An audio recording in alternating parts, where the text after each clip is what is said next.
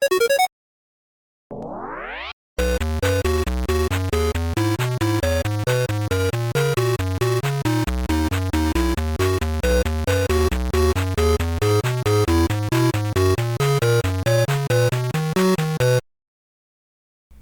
up everybody? In this video, we are going to blink an LED using an Arduino.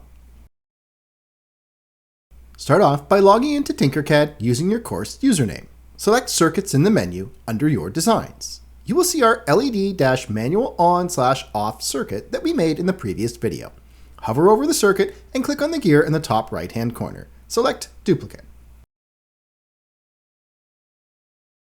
Click the name of our circuit in the top left corner and change the name to LED-code on/off.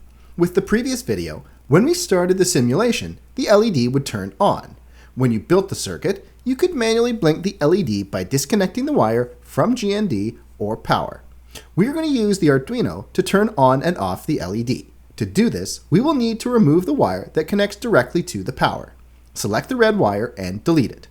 Create a new wire that connects from the resistor to pin 2 on the Arduino. Change the color of this wire to yellow.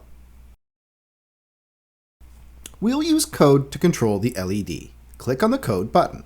You will notice that there is some code that is pre-populated in the coding window.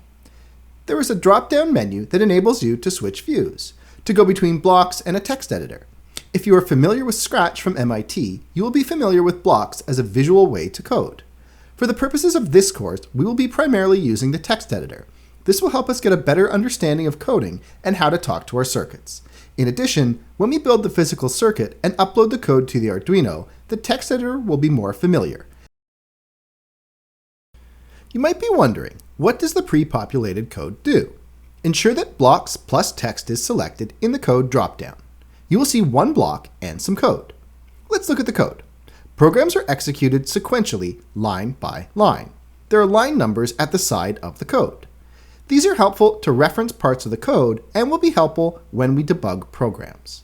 The program will start at line 1 and sequentially go line by line, executing each line of code. As your programs become more complex and the need to debug errors in your code arises, being able to sequentially work through your code is a key concept. You will see void setup, followed by opening and closing squiggly brackets, and void loop, followed by opening and closing squiggly brackets. These are functions. A function is a block of reusable code that is used to perform an action. When programming with the Arduino, the keyword void is only used when defining a function. A function has a unique name followed by opening and closing brackets. Following this are opening and closing squiggly brackets. Inside the squiggly brackets are lines of code that execute when the function is called. All Arduino programs use these two functions in their programs. From lines 3 to 6, the setup function is code that runs once when the Arduino starts. We can use this to do things like get an initial read from our sensors or tell the Arduino what pins will be used. From lines 8 to 14, the loop function is code that runs repeatedly. A loop is a common operation found in programming. Essentially, it is code that repeats until a condition is met. In the case of the Arduino, it endlessly loops through the loop function. When the program gets to line 14, it goes back to line 8 and repeats.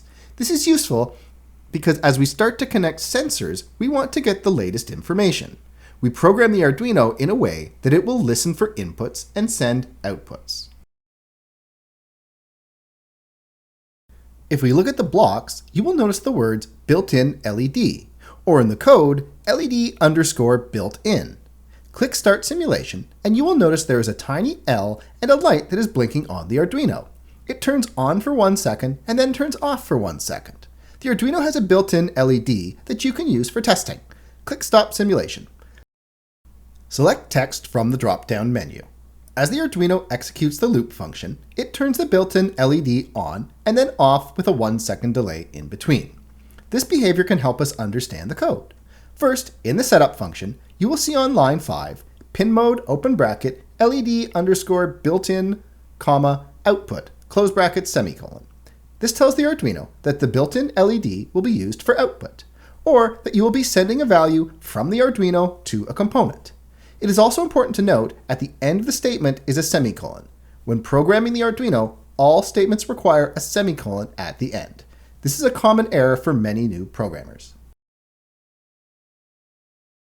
In the loop function, on line 10, you will see digital write, open bracket, LED underscore built-in, comma, high, close bracket, semicolon. This tells the Arduino to send power to the built-in LED and it turns on. On the next line, the words delay, open bracket, 1000, close bracket, semicolon, makes the program wait. The delays are set using milliseconds. After waiting 1000 milliseconds, or 1 second, the Arduino moves to the next line of the program. This time, the Arduino is told to stop sending power to the built-in LED and it turns off. Last, there is another delay of 1 second before the program loops back to the start. The program continues to loop through each line of the function, turning on and off the LED. It will execute this code as long as power is supplied to the Arduino.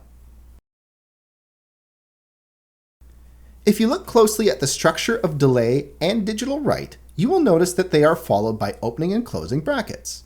Delay and digital write are both functions. Inside the brackets are parameters. These are values that are passed to the function so it can execute. In the case of the delay function, you add a parameter that indicates how long you want the Arduino to delay.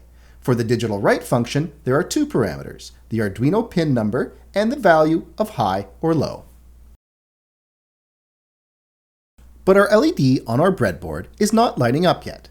That is because we have not told the Arduino to control the power to the pin the LED is connected to, pin 2.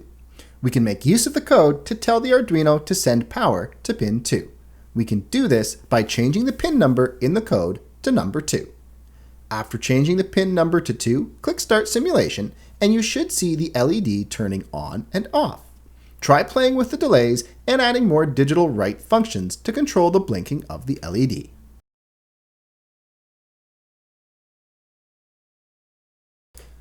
You can send different commands to the Arduino to achieve a high or low value. Select the code that is inside of our loop function. Copy and paste the code twice below the existing code. The output of the LED is a digital value. It is either high or low.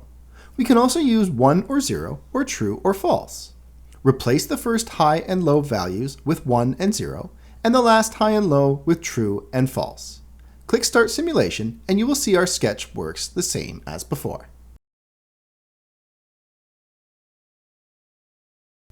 At the end of this video, you should understand the basic structure of an Arduino program, what a function is, and used code to blink an LED connected to a pin on the Arduino.